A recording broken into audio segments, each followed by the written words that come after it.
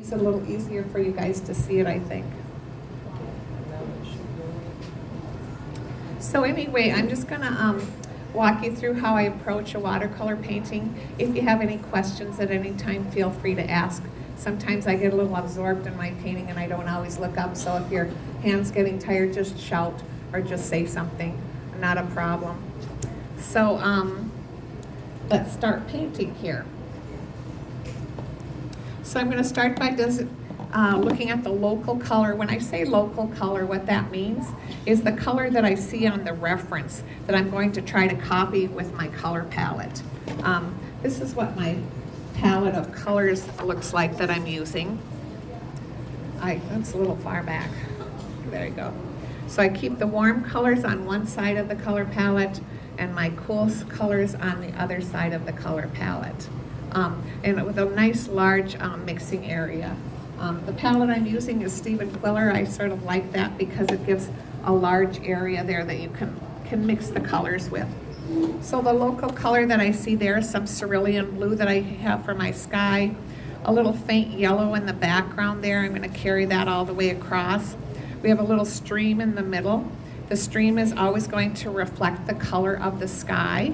So I'll carry down some of those colors there. Have to be careful because of the composition that is sort of right in the middle. I'm going to maybe try to shift it one way or another. So I found the middle of my composition by bringing these two corners together, folding it in half, bringing these two corners together, and folding it in half. From there you can see I've also marked the center of my paper horizontally and vertically, and that'll just help me with the placement. I always want to avoid putting a vertical right in the middle of the composition, hence creating two equal shapes. Equal shapes in composition are sort of boring shapes, so we want more interesting shapes. Same thing with the horizon line. It's just above, here's the halfway mark, and that horizon line is just a little bit above that. So I'm just going to make a little, here's my halfway mark, just make a little bit of a mental note that that'll be my horizon line there. Okay, so I'll start out with a little, just by bringing some of the paint here. Always using fresh pigment. It helps to match your values a lot easier. Just a touch of the ultramarine blue. Some water. Values very light. Just coming down here, always painting from the top to the bottom. You can see I have the board slightly elevated, maybe just about 20 degrees there. I'm going to start to indicate now this yellow over here. And that sort of looks like a little yellow ochre to me with a little sour lemon. See if that color, a little bit more yellow ochre, maybe a touch of some gamboge there. Quite a bit of water, it's pretty light value. Just going to leave a little bit there so that doesn't bleed in too much there. Coming down there. Then I'm going to mix on my palette the yellow with the blue, making a green. Keeping the colors pretty harmonious by using what I've already mixed there. Carrying that down here. Carrying that down there. There's a little bit of that yellow over here that I see on the reference. A little bit here. So I'm just trying to create a little bit of color unity by dropping in the color, and hopefully as the painting progresses that will still be with me. You never know with watercolor. It's always a little challenging. Although challenging is, have any of you used alcohol ink? That's challenging. That sucker has a mind of its own and it doesn't care about you in the least. So, just coming now, I'm going to start to describe a little bit of the stream here coming in, reflecting this here. Get down a little too far here. Just blot that a little bit. So this is that horizon line here. There we go.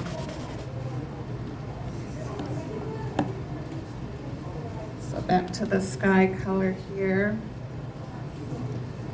Down here, a little bit more ultramarine blue.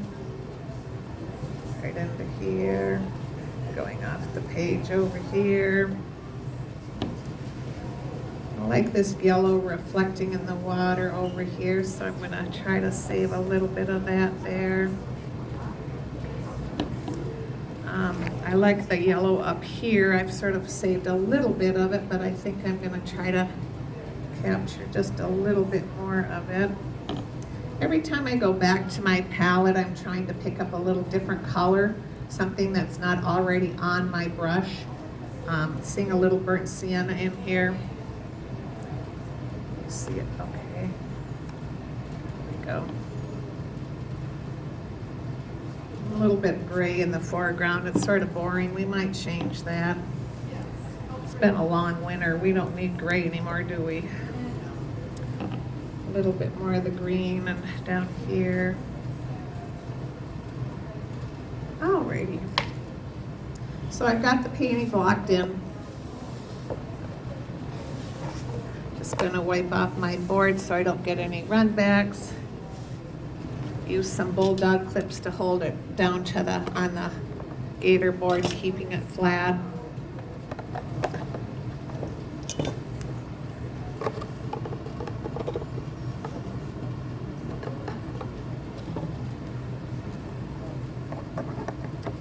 And then I would wait until this is gonna dry, but for the sake of demo, we're just gonna move on.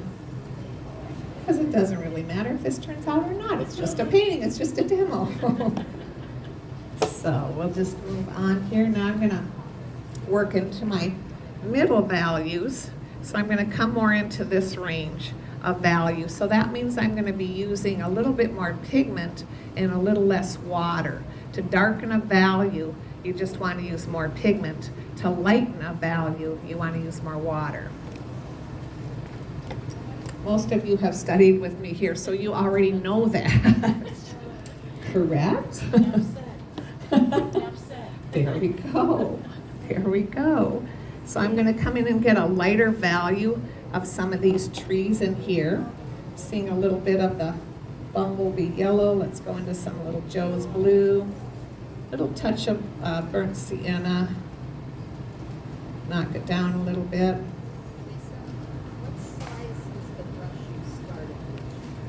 The size brush I started with is a large silver black velvet jumbo round. So I usually compare brushes to my index finger. You can see that it's quite a bit. Now I'm going down to about the size of my index finger.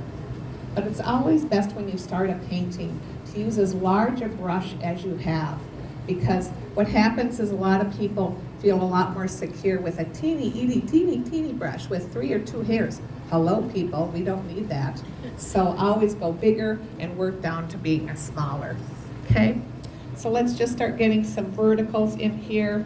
Oops, quite a bit of moisture. You can see how the paint is spreading. So I'm just gonna take that neck of the brush and take out some of that moisture. Avoiding the center line like I mentioned earlier. So we have a shape coming down here. And then a couple shapes over here, one here, maybe one here. So I'm making positive lines, but I'm also thinking of the negative space between the lines. I want them to be different, different distance apart. I'm gonna be careful as I come down here trying to do just some calligraphy, keeping some of that underpainting coming through. I wanna go right off the edge of the paper here. Changing that color as we go. Like I said, every time so there's sort of a little bit of a hill coming in here. So there's my halfway mark. That hill sort of starts right about at this point here. So I'll bring the trees down to that marking. Just gonna change that color up. It's a little boring. The more color I can get, the higher intensity color I can get. Intensity is the brightness or the dullness of a color. The highest intensity that you can achieve in watercolor is the paint right out of the tube. You can't get any brighter than that. on the first or second wash, I'm always trying to achieve the highest intensity of color because you can always glaze over that color and knock it down. But in watercolor, once you put that pigment down and it reflects off the white of the paper, you can never bring it back. So it's sort of important initially to sort of get it down on the first or second wash. I'm not saying the party's over, but the party's over.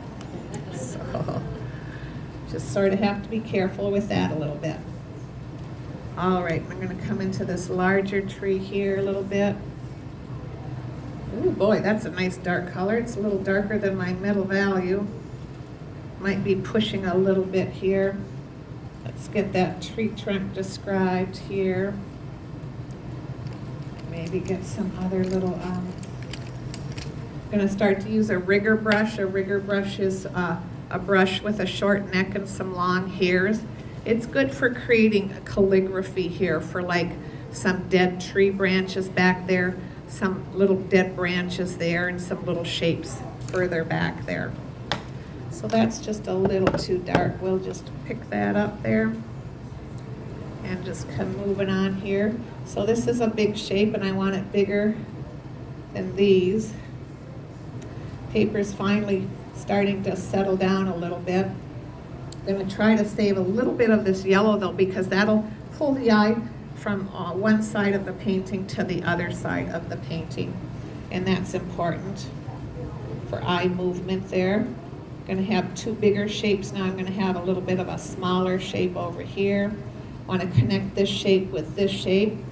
Leaving some sky holes makes for interesting viewing also. So I'm sort of being aware of that a little bit. Coming down here. Then I have some little dead ones back here. I'll just indicate them with a little bit of a rigger here or there. A little bit of some dead branches with the rigger branch here or there.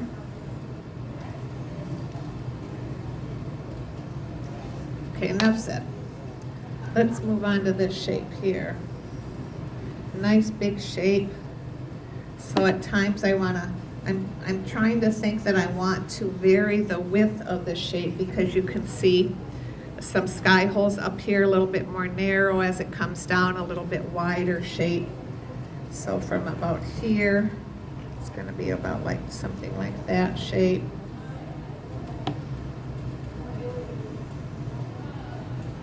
Coming in here a little bit more. Being careful not to lose those little yellows because we know what happens there. A little bit smaller shapes on the end of some of these. Coming in there. Making it interesting. I'm going to be using a piece of a credit card that I've cut into thirds to do some line work. I'm going to add a little touch of red. The complement of the green will play off this nicely. Carry it over just a little bit here. Alrighty, then I have a little bit more of a dead tree next to that, avoiding that shape there. Coming here, that's the horizon line that I'm going to stop these shapes at right there. And that's just a little bit smaller shape. To help with the aerial perspective, things that recede in the distance, I'm adding a little bit more water to this mixture, making it a lighter value. That will help the viewer push back that shape a little bit. There we go, enough said. And we have another nice shape right here. Looking at the distance of the shape between the trees. Coming down about here. Have one about here to here. And we have a nice big one. I'm going to make a gray burnt sienna and ultramarine blue, make a nice gray. I'm going to carry that shape down to about, oops, too dark a value. Add a little water to that, lighten that. There we go. That shape comes down to about there.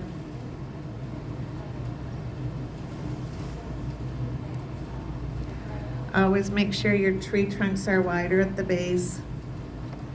You would think that'd be a very easy concept, but you wouldn't believe how many people in their mind reverse that. And their tree is big and chunky on top and skinny on the bottom. Whatever, maybe it's a different species of tree.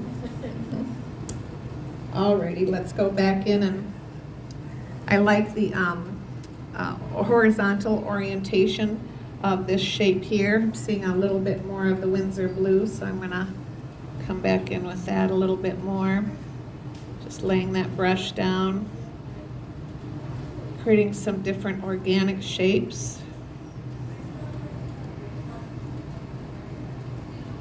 Want to make sure the width of these shapes are all different, because they'll be much more interesting for viewing. Just have a couple random shapes here or there. Let's change that color, it's getting a little boring. Alrighty. Okay, let's move on to this shape here. Let's change the color, maybe a little bit more of the burnt sienna. This shape connects with this shape, so I'm going to have some of the branches interlocking with that shape. That yellow is very high intensity, and it might steal the thunder, but once again, what we have in our back pocket is that we can always lower, like I said, that intensity, but we can't always bring it back. So I'm going to let it go for now, and as the painting develops, we'll sort of see if we need to do something about that. Just make some random shapes here.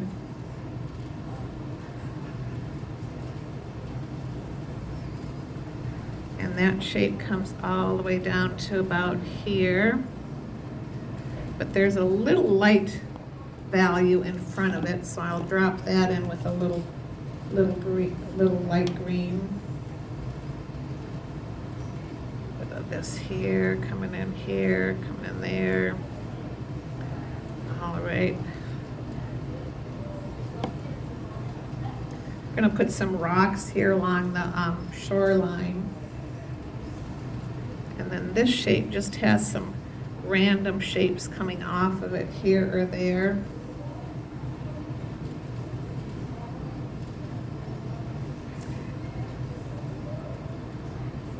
Gotta be careful of these negative shapes. They're all looking the same size. That means they're boring shapes if they're the same size. So we don't want that. I'm gonna try to vary that a little bit. Always asking yourself, is that an interesting shape? Is that an interesting shape? Well, probably could be better, so we'll just keep playing with it a little bit there. Then there's a darker shape down here, coming in there. Let's just do a little calligraphy with the rigger brush here. Some dead branches coming down. Little bit, some dead branches going out here a little bit. So with the credit card, you can see I've cut off the cut side that I've cut. I'm going to use the pointed side. And when the shine goes away, that means some of the water has evaporated. And then I can come in and I can pull back to the white of the paper. In addition to getting the calligraphy with the darker line, it's always nice to come in and pull it back a little bit too with the opposite. It's a little too wet here, so when you go in when there still is shine on the paper, what it does is the pigment where you pull that line makes a little ditch. Then the pigment just rolls into that little ditch, creating a darker line, which is fine. You can see here the darker line because of that little ditch that it's created. I'm fine with either. All I'm looking for is some interest in some of these areas, so it doesn't bother me to have either type of line. It's bothering me, it's a little dark up there. I'm just gonna blot it. Alrighty, so let's move on now to more of our middle ground here. So we have rocks. We're going to come in with some color of ultramarine blue and some burnt sienna here. The rocks I do all in one step on my value. I don't go do the light, middle, dark because it's sort of a one pull thing. So I'm just going to come in and, as you can see, the value is pretty dark. I'm almost at the bottom of my value scale, right into here. This is just having a little too much fun scooting into my water, so I'll just back that out there. A little bit darker line there. It might be a little too dark. Have some of these rocks go all the way across. Trying to use as much color as I can here. Gonna throw some rocks down here.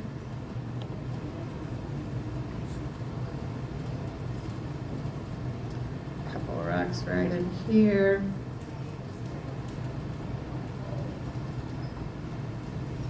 And while that's sitting there, I'll just push the value a little bit in this water here, a little darker. In here with a little bit more pigment. So this is going to start reflecting what's above it, so I'm just going to drop in a little bit of this color here. Trying not to cover it all up there, but it's pretty dark in that area. There we go. Add a little texture with the spray bottle. It's always fun. So when I do the credit card technique, where the heck did my credit card go? Oh, there it is. I need to wait until the shine goes away, which means the water has evaporated. So I just have to sometimes be a little patient. Patience is not one of my virtues, but we'll try to do this. So while I'm just keeping an eye on this, maybe just add a little bit more color to some areas here. I can start to develop this area. So this area consists of a hill sort of going downhill. Sort of a gray color, so I'm going to mix up a little burnt sienna with some ultramarine blue. Give it a little gray here. Carry that down there a little bit. It's a bigger rock down here, I just noticed. Remember, this is the rocks are going to pull back to the underpainting, so whatever color your underpainting is, when you use that credit card, that's the color that you'll pull back to. So I'm going to have some yellow rocks, which will be fine because I'll just say that that's reflecting there. So that makes sense, doesn't it? Sort of. So maybe add a couple more dead branches here. Connect these shapes as one a little bit more. I'm still in my middle value, and I have to remember that. You can see how dark I'm getting, so I have to hold back on my value a little bit more. The longer you can stay in your middle value range of your painting, the better the painting will be. But I somehow get to my middle range thinking, oh, let's go home. So it's hard to always stay there for as long as I should. Building up those values of color is what I'm saying. Still a little too much shine there, so let's see what's going on. We have this nice dead tree grown here. That's gray, so I'm just gonna come in with a little bit of gray here and use that as my underpainting rather than the yellow here. There we go. Pull that out a little bit. Start to say goodbye to some of this yellow, but trying to hang on to it a little bit. All right, it's about credit card time here for the rocks, so I'm just gonna use the cut side and the edge of the credit card here and start pulling out some rock shapes, trying to keep those shapes all different sizes and different shapes.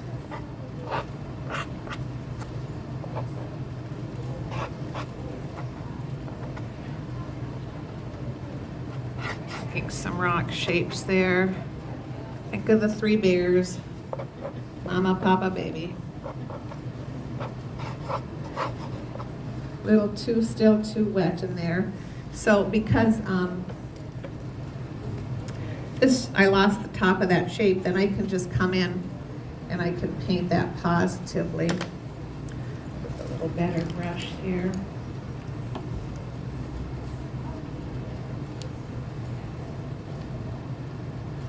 To redefine the shape there a little bit better. Lose that edge a little bit more. Let's just lose these edges here. So when I say lose an edge, that means just getting some clean water, coming up to that edge with it, and just bringing that water to soften that edge, basically. There we go. Lose that edge there a little bit. Lose this edge here a little bit.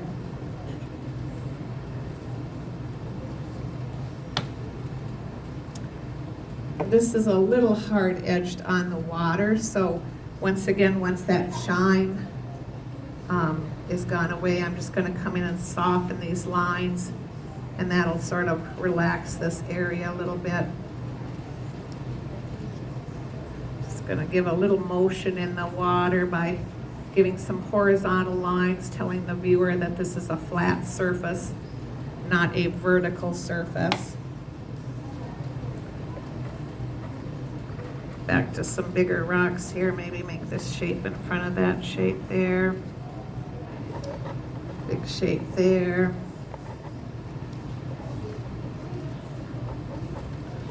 Bigger shape there. A rock behind a rock. Always wiping off the pigment that I'm picking up on the credit card.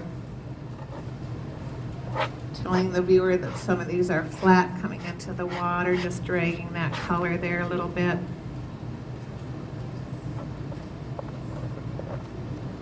It's just some organic shapes, making it of interest there.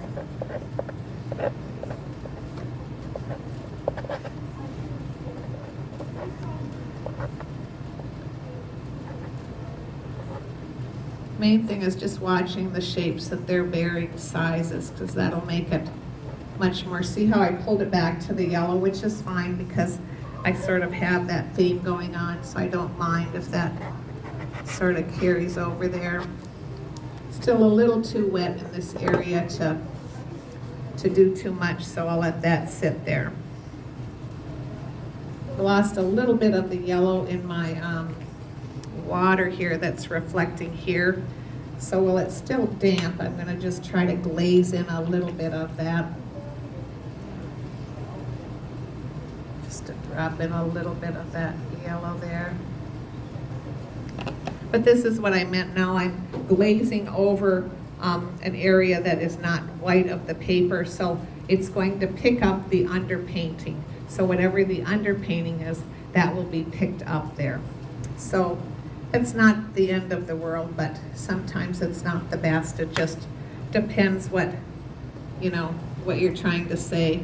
I just noticed these rocks are all ending in this vertical line here, so I'm just going to come out and add a couple more shapes here to pull a little bit more of that over there. Okay, probably had enough rock fun. It's hard to know when to quit sometimes. Going to soften this edge back here.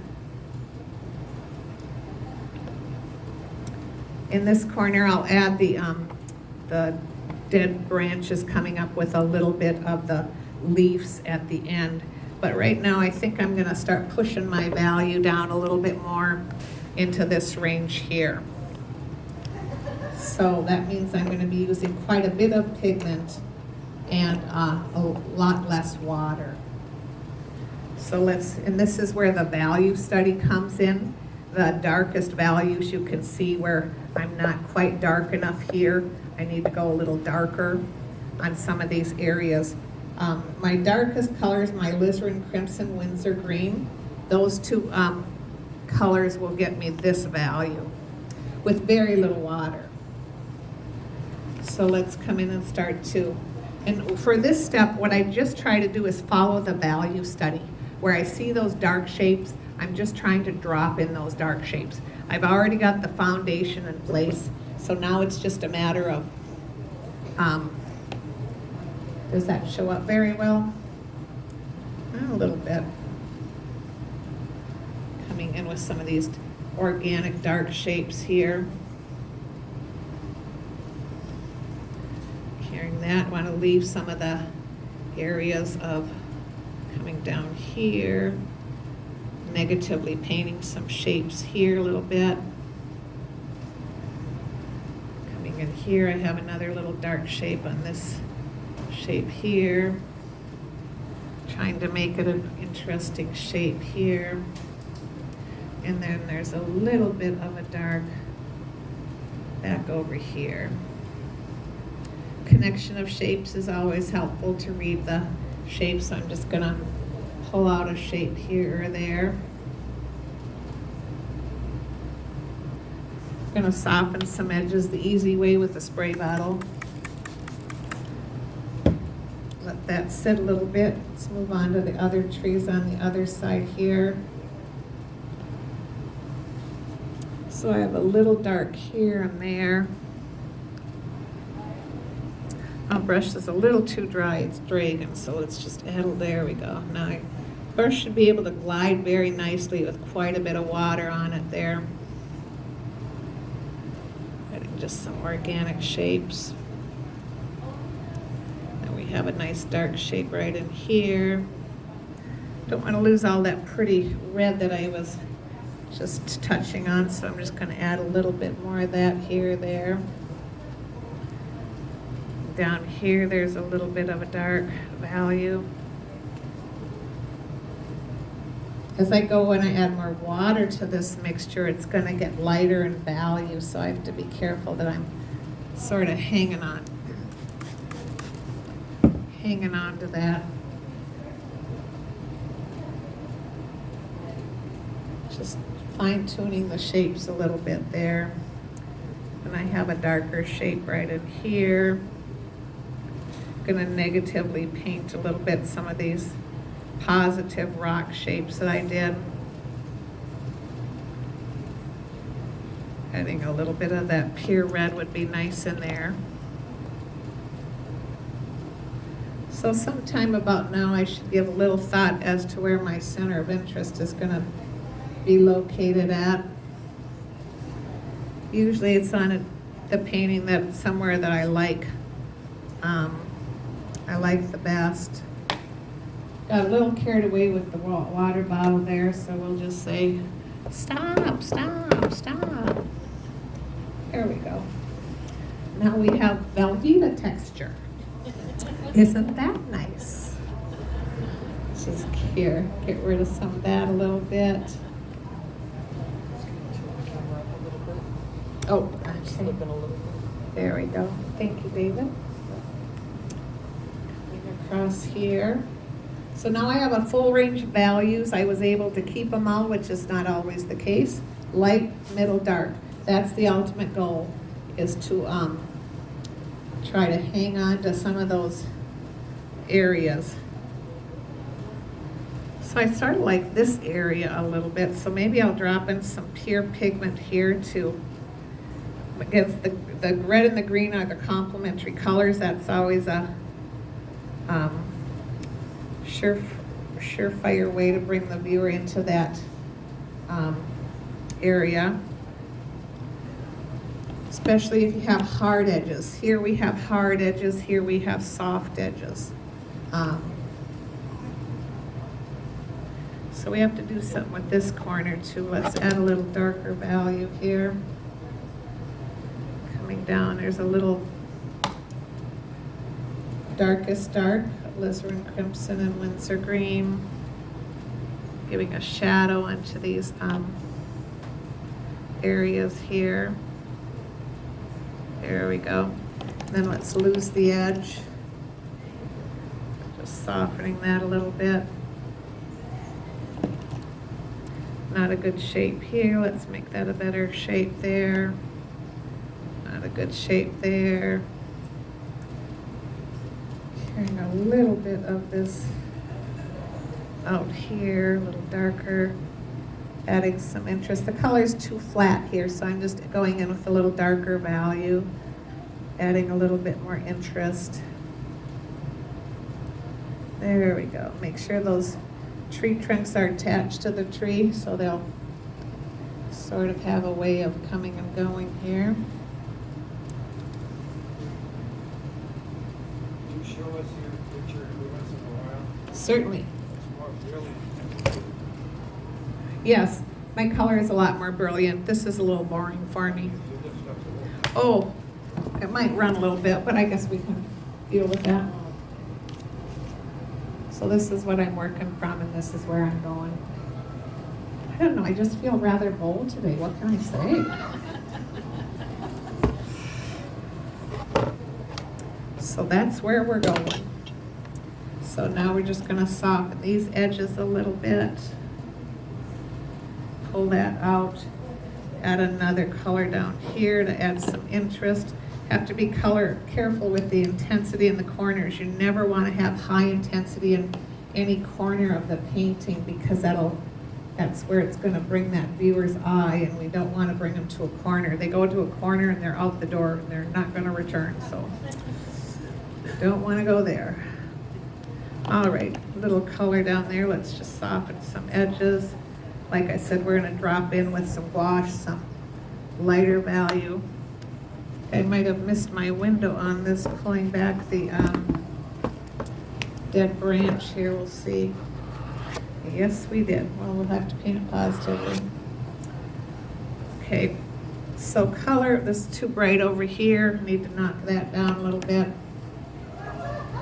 Let's just say a little bit less about some of these yellows here. Carry that down there. Bit more interest there. Maybe make a shape out of these, say some grasses or something's coming up over there. Add a couple more little rocks over here. Tell the story a little bit. Redefine that horizon line back there. Give it a nice big shape here. There we go. We don't need to tell the whole story, just a part of it. The viewer can understand that these are rocks with just a couple of indications there. I'm going to come in here and just darken a little bit, pop out one or two of them negatively. This is also a good way to reshape it if you're not happy with the original pull of the credit card to make it a better shape. Then I'm just going to lose the top edge of that shape. There we go.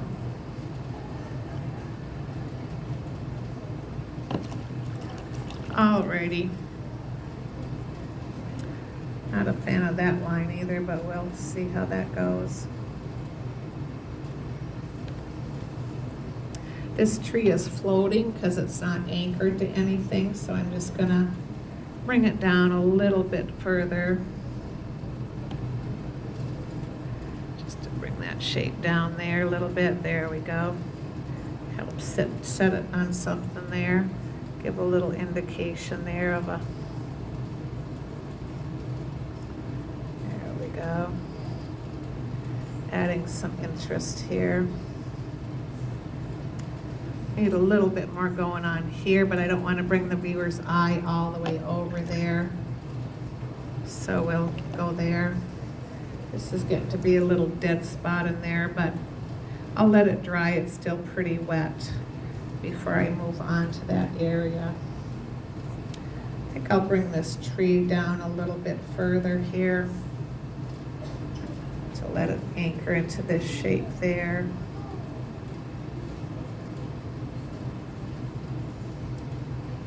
little bit more of that darkest dark.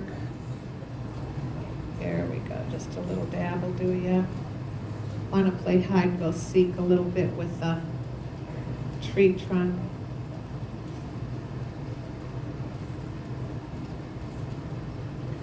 There we go. Pull these down a little bit further.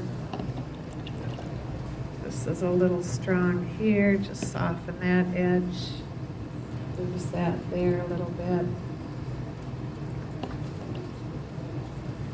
Alrighty, now let's focus on the foreground a little bit more here. Have some brush growing along the river or the water here. I'm gonna go in with a little yellow ochre and burnt sienna. Indicate a little bit of that. The values are pretty close together. Just add a little texture here, and then we'll maybe add a little touch of that red to carry that color over here. Moves the eye, as you can see throughout them. Connect that with some branches then. A little bit more of that down here.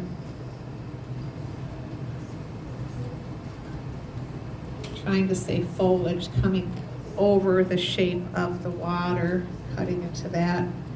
Once again, trying not to make all the shapes the same. Carrying that down. Watching the intensity. The highest intensity of the red is right there, which will automatically, like I said, bring your eye there. So I'm really watching the intensity level here, making sure that it's not too bright. I have to be careful that these shapes aren't getting to be too much of the same color. Just a couple over here. And then we're gonna have the,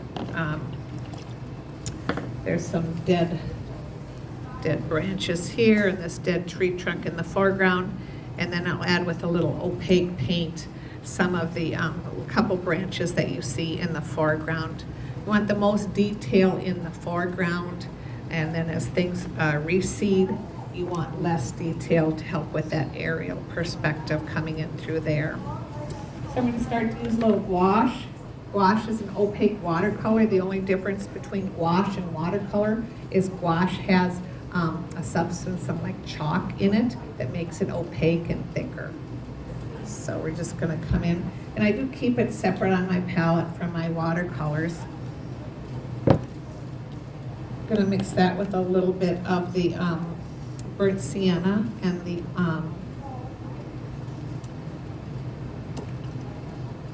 ultramarine blue to get a gray is what I'm going for.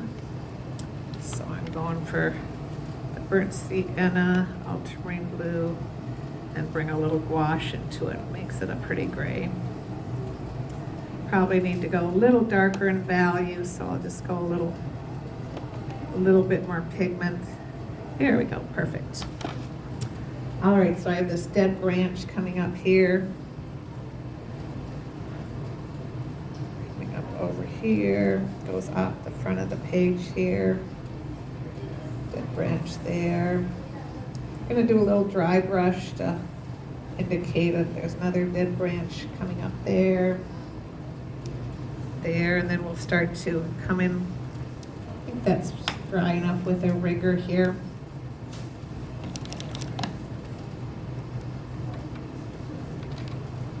Just gonna pull in some branches here. It needs a little bit more of the gray. Want to connect it with this here, some branches coming there. Branch going there. So what I do is I push down on the rigger, creating a thicker line, and lift up as I go away from the object, creating a thinner line. Some smaller little shapes here.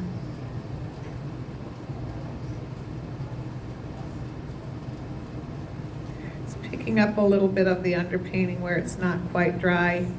That's fine, I don't mind that. Getting a little busy, so then when it gets too busy, the reason it's probably getting busy is because the thickness of the line is all very much the same. So that just tells me that I probably want to vary the line a little bit more there. Add a little bit more interest in it. I'm going to come in with the rigger and connect these darker branches here. Just whoopsie, too much water on the brush. There we go.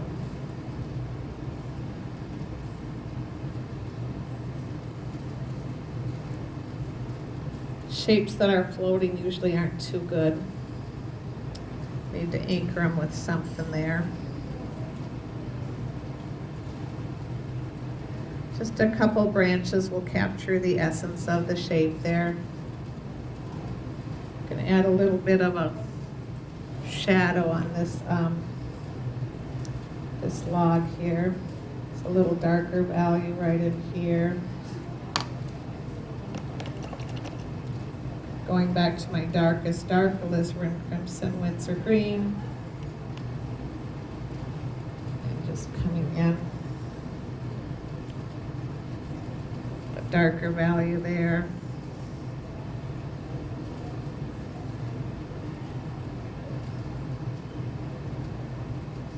Adding a little line work on the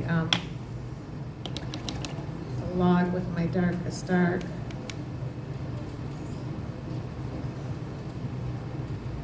Oops, not dark enough. So to get that darkest value, you really need equal amounts of the alizarin crimson and the Windsor green. If you add any water, that's going to lighten the value, which is never a good thing when you're trying to go dark. Go maybe a couple little dark branches onto some of these here.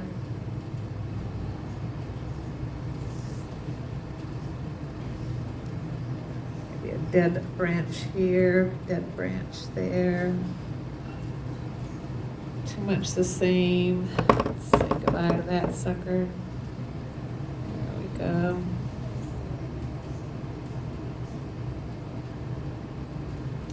Just a little calligraphy here with the rigger brush.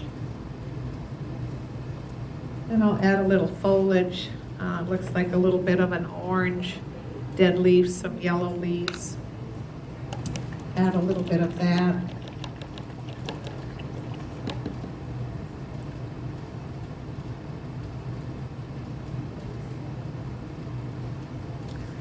Just come in here with a little bit of that foliage. I can use a different color at this stage of the game. It's usually not when you're coming to the end of the painting. A good idea to jump into a different color. But because I'm in the same color family, my yellow is comprised of this permanent red, and my bumblebee yellow, it should be just fine. But always at the end of the painting, you need to really make sure you're creating some harmony within the painting. And we do that by keeping with the same color palette and being consistent throughout the painting process.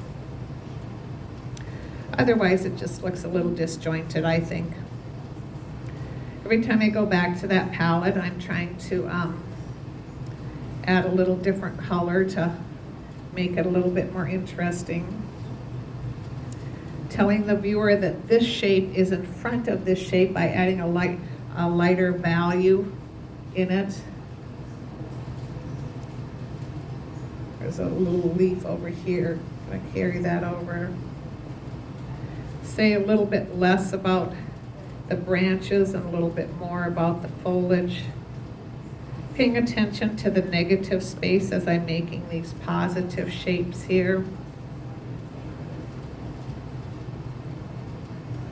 Don't want to cover up too much. I kept this quiet because there is a lot going on, and I didn't want those two areas to compete too much in interest.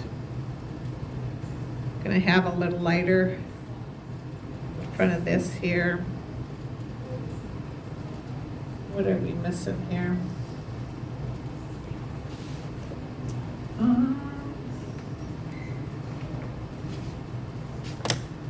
Well, let's see here. Our forgot my mat, but we'll have to, I usually don't like audience participation, but you can tell me what you see that you don't like. You won't hurt my feelings.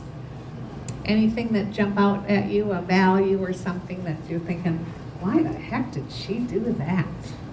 Because then I could say, well, maybe I need to give that a little second thought. Come on, people. Must be some thoughts. Yes. Orange dab. One orange dab. You got to be a little bit more specific here. Yep. It is. And the reason I did that was for the center of interest. I wanted you to look there. Remember I said the highest intensity of a color is where that is going to bring your eye. And I thought it was a nice arrangement of colors. Some pure pigments, some not so much. And then I purposely kept the rest a little bit more muted. So I think it's good for when you make a center of interest that you want to have the viewer sort of land at one location on your painting, because sometimes there's just so much to take in a painting. It's nice to quiet down some areas and have other areas sort of jump out. So anyway, that's my little demo for you today. Thank you very much for coming, and if you don't have any other questions, I guess we can move on and go buy art. You're welcome. Thank you for coming, everyone. Good to see you. Thanks for making the effort. What, dear? Oh, you're so welcome. Oh, well, good. That's what you need to do. Yes, you do. This is fun to come on this side. Huh? It's fun to come on this side and really see, because you're talking about the reds and the yellows. Right. To be able to look down on it.